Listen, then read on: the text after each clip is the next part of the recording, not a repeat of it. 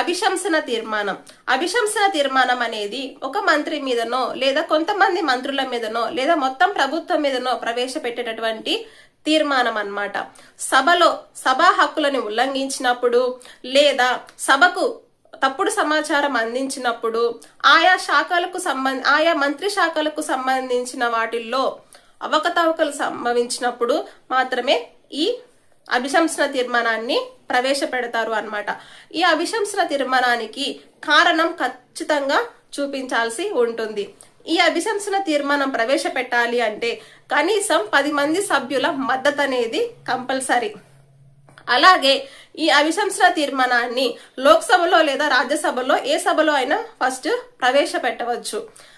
అంతేకాకుండా ఈ అభిశంసన తీర్మానం అనేది నెగ్గితే ఖచ్చితంగా ఆ మంత్రుడు లేదా ప్రభుత్వం అనేది రాజీనామా చేయవలసిన పని లేదు.